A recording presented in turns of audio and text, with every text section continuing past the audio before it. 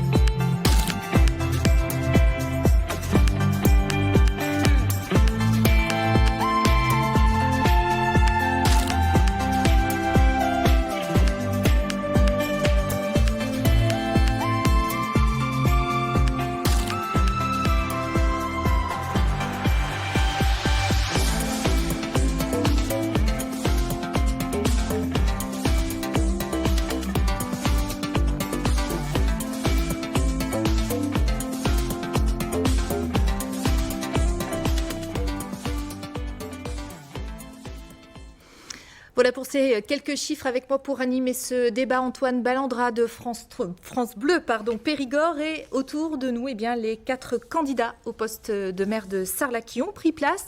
Je vous propose justement de les découvrir en images.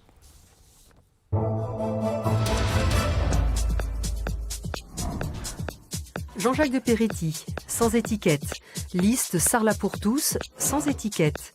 Maire sortant, président de la communauté de communes Sarlat-Périgord Noir, ancien ministre et ancien conseiller d'État. François Coq, Europe Écologie Les Verts. Liste Ma commune, ma planète, sans étiquette, sans mandat.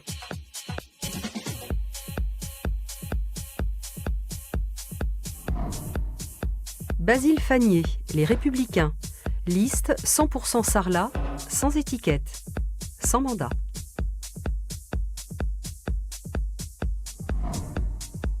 Michel Kneblewski, sans étiquette. Liste Ensemble, sans étiquette, ancien adjoint au maire. Alors la première thématique de ce débat, Sarlat, ville connue par tous, ville touristique, ville peut-être un peu trop, carte postale. Michel Kneblewski, ma première question s'adresse à vous. Vous dites que les Sarladais ont été oubliés. Oui, effectivement, depuis quelques années, on a versé dans le tout-tourisme et les Sarladais se sentent un peu délaissés par la politique municipale qui a été mise en place. Jean-Jacques de Peretti, vous répondez quoi à cette accusation, en quelque sorte, les Sarladais oubliés? Je réponds que l'attractivité touristique de Sarlat, c'est le patrimoine. Nous avons fait beaucoup de choses. Maison de la petite enfance, maison de retraite aujourd'hui à l'hôpital, fusion des écoles, de 2 écoles aujourd'hui et demain de 2 autres écoles, construction de terrains de rugby, de foot, réfection du tennis club, enfin je veux dire les réalisations, l'installation de la maison de l'emploi en centre-ville, de la création de la mission locale, la création du Pays du Périgord Noir, la création de la communauté de communes, également la rénovation de Sainte-Claire en plein secteur sauvegardé, pour faire des logements sociaux. Pour autant, Sarlat perd des habitants, 1000 habitants en 30 ans, Basile Fagnier. Effectivement, Sarlat a perdu 1000 habitants en 30 ans, quand les communes voisines en gagnent 1500. Et effectivement, il y a une politique qui est exclusivement tournée sur le tourisme. Et je propose avec mon équipe de faire de l'emploi à l'année la priorité. François Coq, vous aussi, c'est sur votre programme que j'ai lu, suractivité touristique, dites-vous. Oui, on voit bien les chiffres. Donc effectivement, 1000 habitants de moins, de l'emploi précaire généré par ce tourisme saisonnier. Ça veut dire aussi de la pauvreté, vous l'avez souligné, 17% de taux de pauvreté. Donc on a réellement besoin d'un nouveau dynamisme pour Sarlat, s'appuyant sur une économie différente. Et donc là, on a des propositions sur de nouvelles filières. Alors justement, messieurs, comment fait-on, peut-être Monsieur Kneblewski, pour redynamiser ce centre-ville, puisque vous disiez tout à l'heure que les Sarladais étaient oubliés? Au-delà du centre-ville, il faut redynamiser la ville. Et il y a un premier repoussoir pour la ville qui est la pression fiscale qui est énorme. Donc nous, on propose de baisser l'impôt foncier perçu par la ville de Sarlat de 10% sur la mandature. 10%, vous faites comment? Parce que là, on sait que la ville est déjà endettée. 10% sur la mandature, sur les 6 ans, ça représente 110 000 euros par an. Économiser 110 000 euros par an sur le budget de fonctionnement, c'est possible. Nous l'avons fait il y a 6 ans quand nous avons été élus. Monsieur De Peretti nous avait demandé à chacun de ses adjoints, en raison de la baisse des dotations de l'État, de réduire tous les budgets de 10%. Moi, je l'ai fait. Je ne sais pas si tout le monde l'a fait. Moi, je l'ai fait. Donc, je pense que c'est possible. Est-ce que c'est possible, Jean-Jacques De Peretti? Je pense que ce n'est pas possible parce que Michel se trompe. Il n'intègre pas la réévaluation des bases par l'Assemblée dans le cadre de la loi Finances.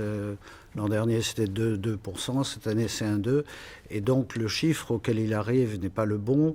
Bien la sûr perte pour une diminution de 10% de la taxe foncière sur le bâti représente à peu près 1,3 million.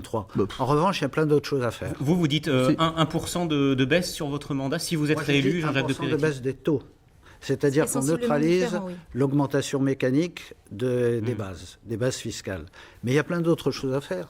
Et vous pensez quand même pas que les Sarladais vont croire que je propose de baisser la part du département ou la part de l'intercommunalité, qui est de 2% pour l'intercommunalité, qui est de 25% le département. Il est évident qu'on ne peut baisser que la part communale, qui représente tout de même près de 42% de la taxe foncière. Michel, je m'excuse, la part départementale, de toute façon, elle va passer à la commune pour compenser la taxe d'habitation. Et deuxièmement, je parle de l'augmentation fixée chaque année par la loi de finances, l'augmentation des bases, qui est cette année d'1,2, l'an dernier elle était de 2,2 et qu'il faut cumuler avec ta baisse de 10%. En tout cas, c'est peut-être un peu trop technique pour les téléspectateurs. Monsieur Fagné, vous dites effectivement que la pression fiscale, elle est trop forte à Sarlat. L'un des plus importants impôts fonciers de Dordogne, vous dites. Oui, effectivement, la pression fiscale est très importante. Elle fait fuir des Sarladais. Et il faut d'urgence engager un plan de réduction des dépenses sur le gaspillage. Il y a eu, lors du dernier mandat, par exemple, des toilettes publiques qui ont été faites, qui ont coûté 500 000 euros. Il y a une médiathèque qui, à mon avis, était un peu trop ambitieuse et un peu trop élevée pour les villes de Sarlat. Et donc, je propose effectivement de me concentrer sur des investissements utiles, c'est-à-dire attendus par les Sarladais. Alors c'est faux, la réponse de Jean-Jacques De Peretti. C'est faux parce que M. Fagné a les mauvais chiffres. Le coût des toilettes publiques, c'est 241 000 euros pour la commune. Monsieur, regardez c'est voté. les délibérations. Il y a les délibérations. Justement, tous les Sarladais le savent. Justement, tous les Sarladais le savent, M. Jean-Jacques De Peretti. Ne m'interrompez pas, je vous dis que c'est faux. C'est comme quand vous dites une perle de 1000 habitants. Par rapport à 99, c'est 500 habitants. Mais le problème, il suffit de regarder sur l'INSEE, monsieur. Le problème pour vous, c'est que vous n'avez pas une vision du territoire. Vous pensez que le fait qu'il y ait plus d'habitants dans les communes à côté, ça nuit à Sarlat. Mais il faut avoir une vision du territoire. Moi, je pense que les Sarladais se sentent oubliés par leur maire et que vous prenez des décisions dans votre coin. Non. La médiathèque n'était pas attendue. Mais ce ne sont pas des slogans. La médiathèque, je m'en explique. C'est une 2 minutes. réalité. Alors, rapidement, Jean-Jacques De Peretti, la médiathèque, et puis ensuite on va entendre François Coq. C'est surtout un projet intercommunal. C'est un projet intercommunal, merci Michel, et quand vous avez le ministère de la Culture qui vient et qui vous dit, voilà, si vous voulez faire une médiathèque, je peux vous garantir jusqu'à 80% de subvention. Qu'est-ce que vous faites? Et les 20% restants, monsieur Jean-Jacques De Peretti, et les 450 000 euros devront coûter chaque année cette médiathèque. Messieurs, on va éviter que ce débat soit un débat uniquement entre vous et on va entendre François Coq. On va écouter François Coq. Monsieur De Peretti, on écoute sur la dette notamment et sur les impôts. Vous n'avez que des slogans. François Coq, messieurs, s'il vous plaît, on vous demande peut-être... Nous n'en avons pas les moyens. Messieurs, s'il vous plaît, monsieur Fagné, monsieur De Peretti, on va écouter François Coq. Merci de me laisser la parole. Donc je voudrais parler rapidement... S'il vous plaît. Primaire dans cette ville, monsieur. S'il vous plaît, on va entendre François Coq qui est aussi candidat comme vous et qui a aussi le droit à du temps de parole, s'il vous plaît. S'il vous plaît, messieurs. François Coq. Donc, je vais parler rapidement de ce sujet, parce qu'on a plein de sujets à aborder. Donc, il est clair que la pression fiscale est trop importante, qu'il faut la baisser. Je pense qu'on est tous d'accord autour de la table. Maintenant, c'est comment on fait pour ça. Il y a une gestion différente à faire de la ville. Des projets utiles, oui, mais pas que. Et pourquoi faire? Ça veut dire quoi utile? Pour moi, utile, ça veut dire utile pour les Sarladais, mais utile aussi pour l'attractivité de la ville. Ça veut dire aussi des projets qui sont productifs, c'est-à-dire qu'on peut faire des investissements qui génèrent des économies ou qui génèrent des revenus. Je pense notamment, alors je vais vous présenter rapidement, un de nos projets qui est celui du raménagement de la place... On va avoir du mal à le voir en télévision. Vous avez apporté la photo, en tout cas. Voilà, la photo de la place Pasteur. On a l'ancien collège qui va bientôt être libéré de la section hôtelière et de la gendarmerie. Donc là, on va disposer d'un rez-de-chaussée qui est patrimoine communal et dans lequel on va pouvoir faire des actions qui vont permettre de revitaliser le centre-ville. Qu'est-ce que vous faites avec les taxes, vous, François Coq? Vous n'avez pas répondu sur le mandat à venir si vous êtes élu. Il y a le projet de réduire effectivement les taxes foncières, parce que je viens de le dire, par une gestion différente et notamment par des investissements productifs sur les énergies renouvelables, sur la transition énergétique en général, les rénovations thermiques des bâtiments. Mais il y a plein d'autres sujets sur lesquels on peut agir et flécher des investissements sur tous les services publics qu'on a créés. Je garde les services publics. Les services publics sont essentiels pour conforter l'attractivité de ce territoire. Et je suis tout à fait en désaccord avec M. Fagné sur la question de la médiathèque. Il faut une médiathèque. Et sur ce projet Place Pasteur, pour nous, on identifie un quartier culturel attractif pour les Sarladais toute l'année, mais aussi pour les personnes qui voudraient venir s'installer. Sur la médiathèque, je dis qu'elle est démesurée et qu'elle n'est pas en adéquation avec nos moyens. Et je dis aussi qu'une piscine couverte aurait été... On va y revenir sur la piscine, messieurs, si vous voulez bien. Sur la dernière partie de notre débat. C'est pas les mêmes budgets. Vous ne croyez pas qu'on peut prendre du budget qui participe. Mais vous ne pouvez pas prendre...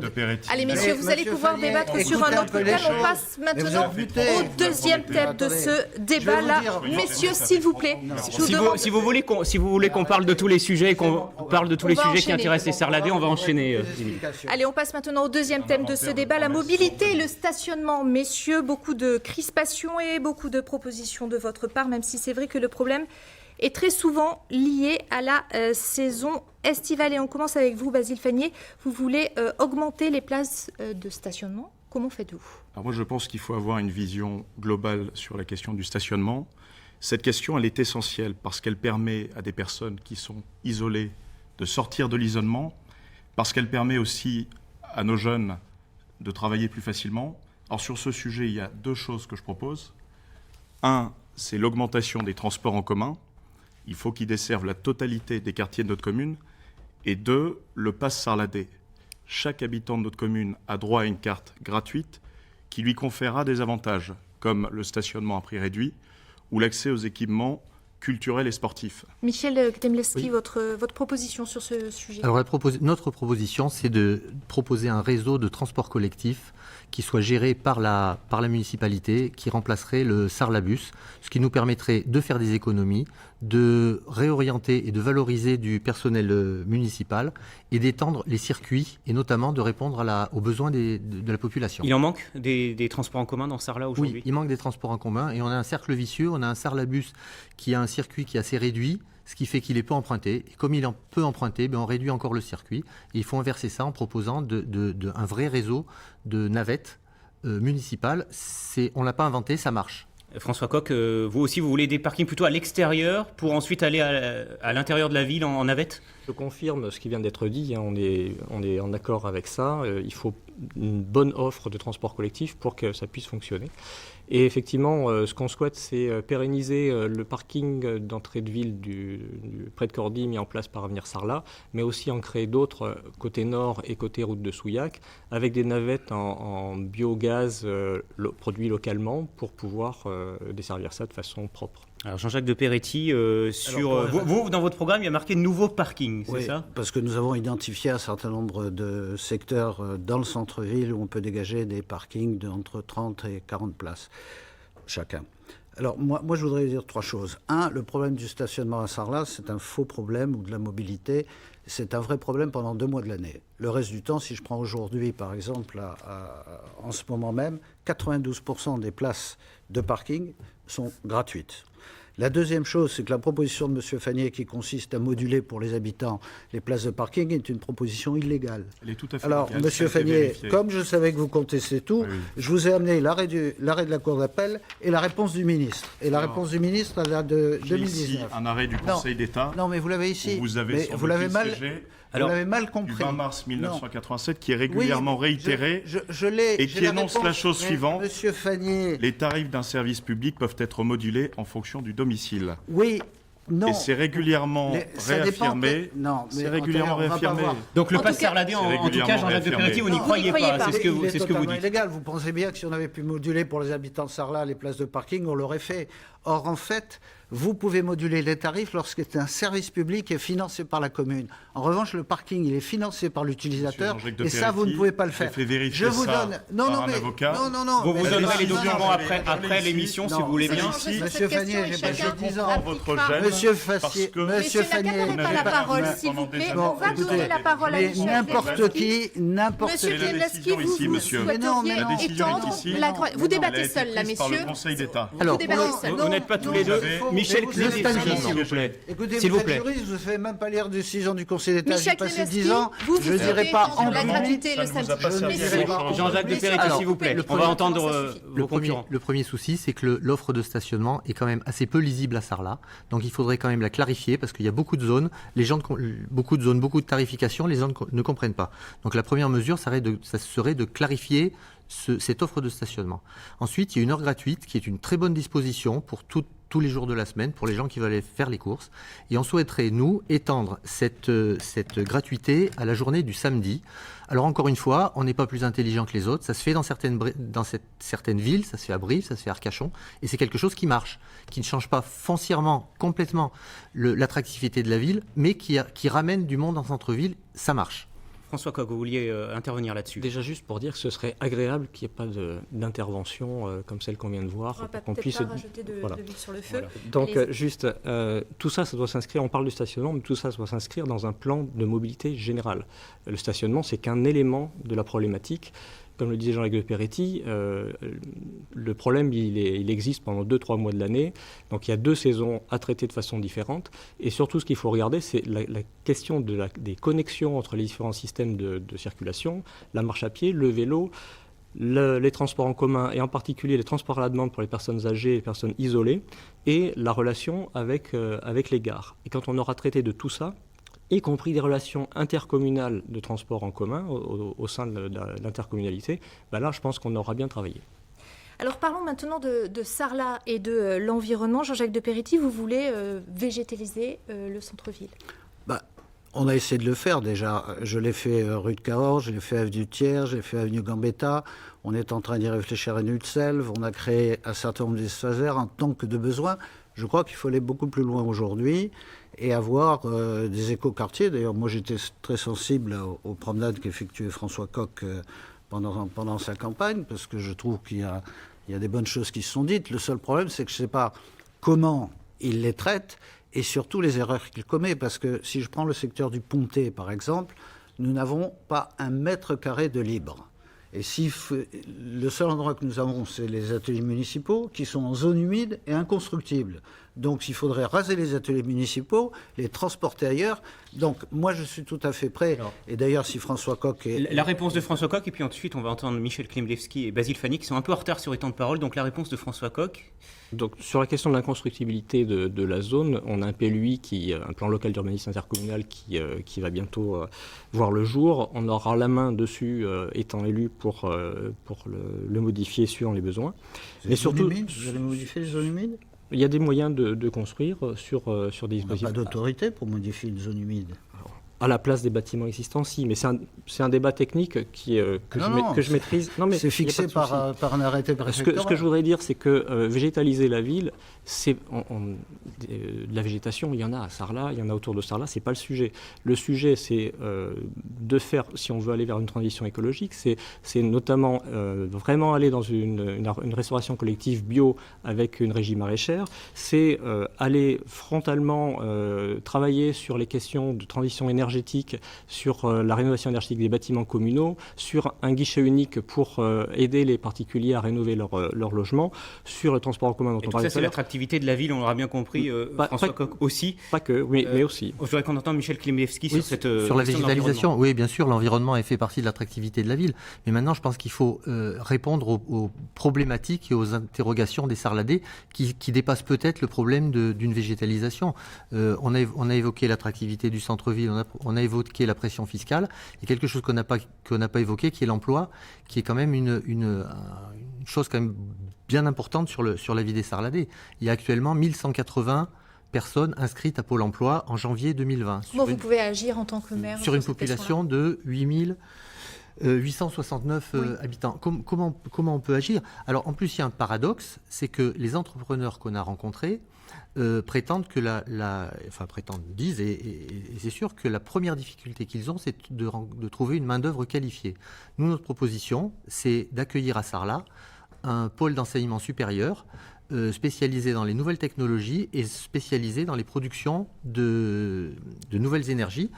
À titre d'exemple, une unité de géothermie de grande profondeur à Sarlat permettrait de créer jusqu'à 150 emplois.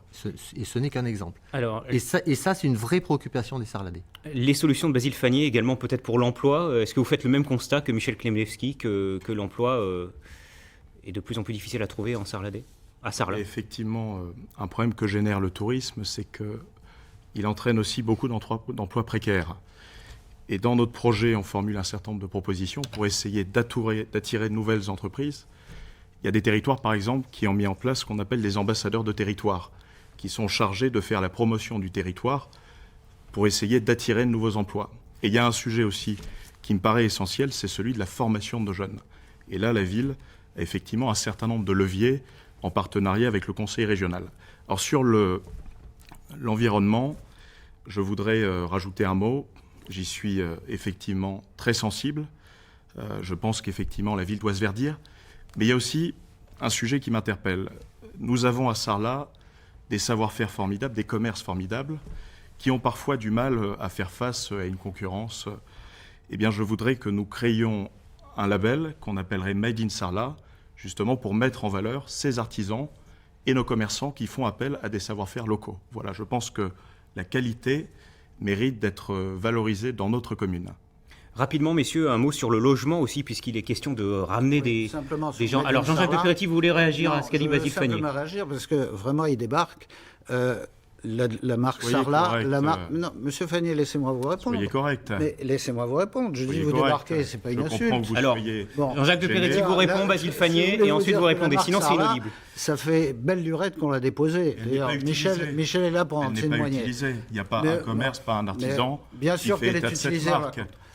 C'est tout ce que je voulais dire là-dessus. Vous savez comme moi, il suffit de se balader dans la ville de Sarlat. Écoutez, Monsieur Fannier, laissez-moi parler. Je ne vous ai pas interrompu. Alors, Jean-Jacques de Peretti. Jean-Jacques de Peretti vous répond. Sarlat a beau être déposée, elle n'a jamais été utilisée. D'accord. Et vous le savez comme moi. Je vais vous dire, monsieur. Il suffit de se balader dans la ville de Sarlat pour le voir. Mais arrêtez. Je veux dire, votre problème, monsieur Fannier, je vous aime bien parce que vous êtes jeune, mais vous êtes vieux dans votre tête. Et c'est ça votre problème. Vous faites une campagne. Alors, on va éviter les attaques personnelles. Les attaques personnelles, s'il vous plaît, on va arrêter. Voilà, parce que sinon ça tourne toujours entre vous. Hisser un petit peu ce débat comme j'en faisais il y a 40 ans. S'il vous plaît, messieurs, je vous coupe les micros. Sinon, pour les Sarladais, pour les Périgourdins, peut-être élevons le débat. On va passer de cette piscine couverte, s'il vous plaît. On va parler de la piscine couverte. Oui, au départ. Jean-Jacques de Peretti, vous avez dit, lorsque vous avez présenté votre campagne, il y a quelques jours à Sarlat, que cette fois c'était la bonne, la piscine va voir le jour. J'ai pas dit que cette fois c'était la bonne, j'ai dit que ça a été une longue marche. D'ailleurs, Michel peut en témoigner. Parce que au départ, lorsque j'ai été élu les premières fois, en tous les cas, je pensais qu'on pouvait réaliser une piscine couverte très vite. Le problème, l'investissement, il est 7 millions. Le fonctionnement, il est de 500 000 euros. 450 000, 500 000 euros. Donc, qu'est-ce que j'ai fait? J'ai fait remonter la compétence déjà de la piscine couverte au niveau de la communauté de communes, de manière à ce que nous soyons plusieurs. Ça ne suffit pas. Donc nous avons fait labelliser la piscine couverte au niveau du pays, de manière à ce que l'ensemble des 6 communautés de communes qui composent le pays du Périgord noir, au prorata bien sûr des habitants qui viendraient fréquenter cette piscine, puissent participer à son fonctionnement. Pour votre prochain mandat. Donc ce sera fait dans 6 ans. Il reste à avoir l'accord maintenant des 6 collectivités. Sur le principe, elles sont d'accord puisque ça a été voté au pays, dont je vous rappelle que je le co-préside avec le président du département. Et nous pensons régler le problème du fonctionnement de cette manière-là, avec l'aide de la région en plus et du département. On va laisser parler Michel Klimbiewski. Vous la faites, vous, cette piscine aussi, c'est dans vos projets? Alors écoutez, moi, dans notre projet, c'est de finaliser le projet de la piscine, parce que c'est une longue marche, comme disait Jean-Jacques, mais c'est une marche de 30 ans. Et une marche de 30 ans, c'est quand même un peu long. Et à mon avis, le projet de la piscine couverte n'a jamais été finalisé avec une vraie volonté de réaliser cette piscine. Donc moi, je ne veux pas vendre du vent. Je ne sais pas si on va être en mesure financièrement de construire cette piscine couverte. Il est évident que la ville seule de Sarlat ne peut pas porter le fonctionnement d'un tel équipement. Vous étiez adjoint au sport, hein, Oui, ça, oui, c'est ça. J'étais adjoint au sport et donc vous connaissez bien le dossier. Je connais Pourquoi très bien elle le n'a pas dossier été faite et qu'est-ce qu'il faudrait pour qu'elle soit faite, cette piscine couverte? que j'ai suivi. Alors le dossier a été fait, il a été présenté en pays. En fin de mandat, à un moment où peut-être les maires ne voulaient pas trop s'engager. Je ne sais pas comment il a été présenté, puisque moi je n'ai pas assisté à la présentation. Ce qui est certain, c'est que je n'ai pas senti une vraie volonté d'apporter une réponse positive ou négative à la piscine. À un moment, soit on dit on l'a fait, soit on dit on la fait pas. Le retour qu'on a eu du pays, ça a été de faire un audit sur l'ensemble des piscines du Périgord noir. L'audit, il est vite fait. Des piscines couvertes sur le Périgord noir, il n'y en a pas, à part une piscine privée. Donc moi, j'ai pas senti cette réelle volonté d'aller au bout de l'investigation, d'aller au bout du dossier. Basile Fagnier, cette piscine, vous la faites, vous aussi, si vous êtes élu maire? Cette piscine, elle est indispensable parce qu'elle permettra à nos jeunes d'apprendre à nager. Elle permettra également de redonner de l'attractivité à Sarlat. Et sur ce sujet, il y a eu un manque manifeste de volonté politique. Cette piscine, il faut évidemment la faire. Maintenant, il faut la faire dans nos moyens. C'est-à-dire? Ça veut dire Qu'est-ce que vous entendez par là? Ça veut dire que nous avons un budget annuel et que nous n'avons peut-être pas les moyens de faire la piscine à 7 millions d'euros que vous promettiez dans votre programme de 2014. Voilà, là j'ai le programme de Jean-Jacques de Peretti. Oui, je le connais par cœur. Hein, dans lequel vous engagez à faire cette piscine couverte. Vous allez faire un pédiluve. Voilà. Et vous n'arriverai pas, monsieur Jean-Jacques de Peretti, à faire en 6 ans ce que vous avez échoué à faire en 30 ans. C'est pas moi qui Il ne s'est pas exprimé là-dessus. Jean-Jacques de Peretti, on repart pas. On écoute François Coq, s'il vous plaît. Vice-président. Vous en êtes vice-président. C'est vous qui avez les manettes. François Coq, allez-y. Sinon, on est obligé de couper les micros. Merci de me laisser la parole. Donc, moi, je suis aussi partisan de la réalisation de cette piscine. Pour les scolaires, effectivement, mais aussi pour les personnes âgées, oui. pour les personnes handicapées, y compris handicapées mentales. Il y a un vrai besoin en Sarladais d'une piscine. Moi, je suis, à la différence de M. Bagnier, volontariste dans cette démarche, à savoir que je préfère qu'on recherche les financements pour aller sur un investissement de qualité, de manière à, derrière, pouvoir avoir des frais de fonctionnement et un impact écologique le plus faible possible. Donc les financements, on est capable d'aller les chercher, ou on sera capable d'aller les chercher, mais il faut aller jusqu'au bout et ensuite avoir une charge d'exploitation la plus faible possible. Ce qui est sûr, c'est qu'il y a vraiment, une marche. Il y a vraiment un train qui passe à ne pas manquer, parce qu'il est factuel qu'à partir du moment où on décide de créer une piscine couverte, les premiers bains, c'est 6 ans après. Donc si ce n'est pas un projet qui est lancé de façon active et de façon très volontaire en début d'un mandat, ça donne des projets qui traînent, et je crois qu'on est vraiment à une croisée des chemins. Il faut vraiment prendre cette décision le plus vite possible. Ça fera partie du premier dossier que vous traiterez sur la table. Ça fera probablement partie du premier dossier que je traiterai et que je présenterai au pays, puisque je confirme qu'il semble vraiment difficile pour une ville de Sarlat, on ne peut pas vendre du rêve aux gens, de dire on va construire et surtout permettre à une piscine couverte de fonctionner. Mais c'est un point sur lequel on est tout à fait d'accord. Merci messieurs, en tout cas, pour ce débat. Le temps est effectivement écoulé.